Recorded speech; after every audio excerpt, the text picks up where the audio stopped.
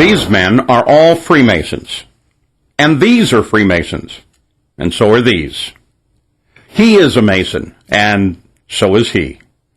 They come from all walks of life, from all businesses and professions. They come from a wide variety of backgrounds and places. But they have one thing in common. They have discovered a fraternity, the Free and Accepted Masons, and they are all brothers. Welcome to Modern Freemasonry, as we give you a glimpse into the fraternity that has affected men's lives for centuries, and why I, and thousands like me, share this special brotherhood. When I first explored this great fraternity, I didn't know much about the rich histories and traditions of Masonry, but I did see the special interactions of the members of the lodge, and saw firsthand what real brotherhood was all about.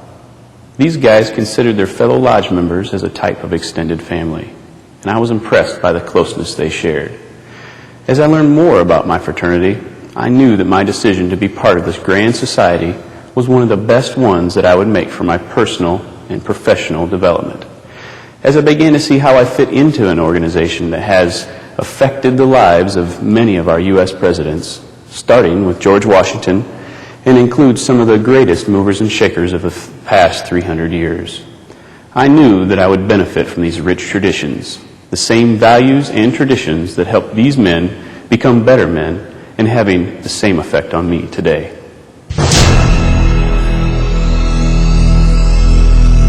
The mythical beginnings of the fraternity date back to the building of the Temple of King Solomon in Jerusalem around 1000 BC. But the accepted origins of modern Freemasonry can be traced to the stonemason guilds that formed during the Middle Ages.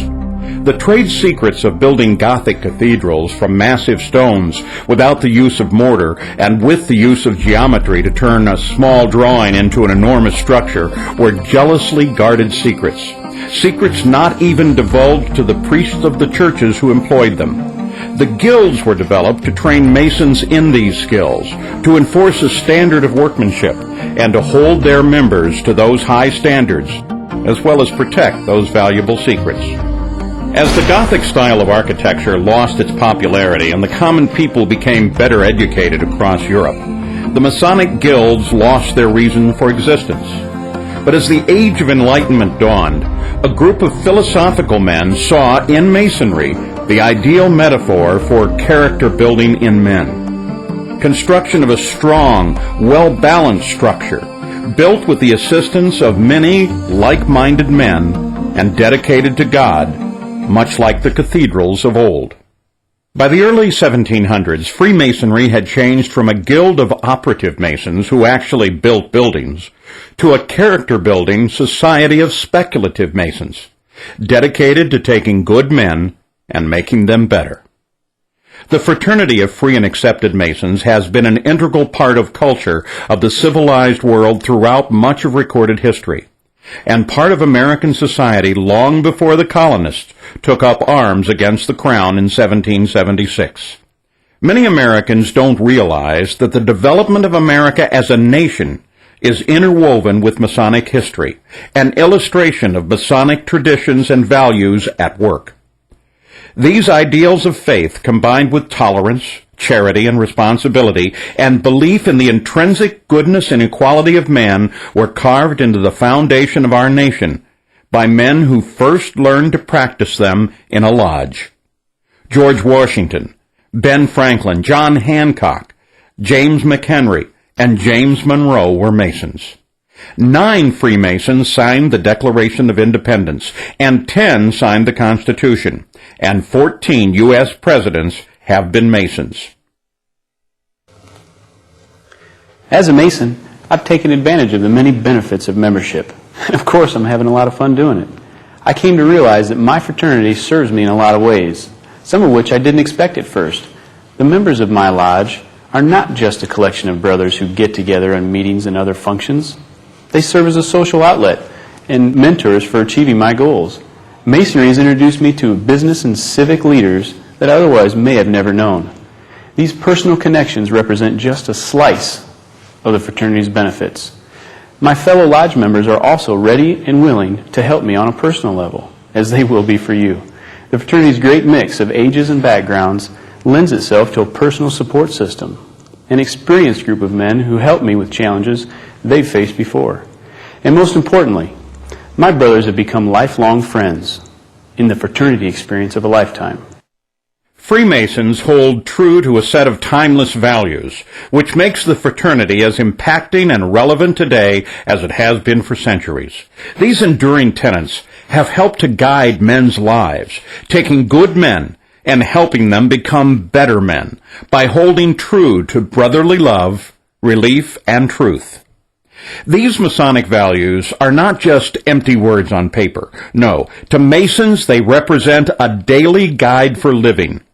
These values we hold up to help us to gain a deeper appreciation of becoming better family men, better professionals, and better citizens. The Masonic fraternity also develops leadership abilities among its members. Masons can utilize and hone their abilities by serving as lodge officers, mentors, and committee leaders.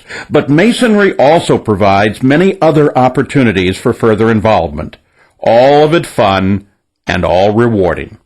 But what do Masons do? Masons meet in a lodge. Its members are taught its precepts by a series of ritual dramas which follow ancient forms and use stonemasons' customs and tools as allegorical guides. These are called degrees, and you've probably heard of them before. In a Masonic lodge, a man must complete 3 degrees to become a full member. Like the old medieval guilds, he is initiated as an entered apprentice, passed to the degree of fellowcraft, and finally raised to the degree of a master mason. When you join a lodge, you'll make friends that will last a lifetime, from all walks of life and every economic and social and religious background. More than that, you will quickly find as you travel the country and the world that Freemasons are everywhere, and they share a bond with you solely because of the experience you share in common.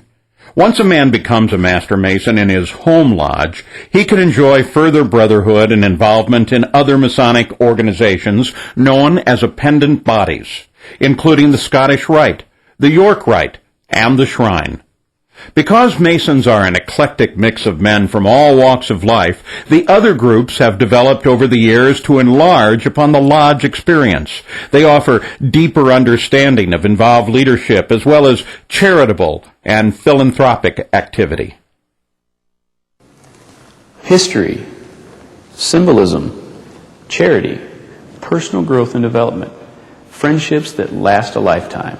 It's all part of this incredible worldwide fraternity. To become a Freemason, simply ask for a petition from the person who gave you this DVD. He'll assist you in filling it out and tell you when it will be considered by the lodge. He'll also ask for an initiation fee, and you'll need to give that to him when you complete your petition for membership. I can personally tell you the impact the Masonic fraternity has had on my life, even in the short time that I've been part of it, from forming a support network of caring friends, getting real-life leadership experience, and meeting men from all over who enjoy helping me succeed. And not just any men, men I call my brothers.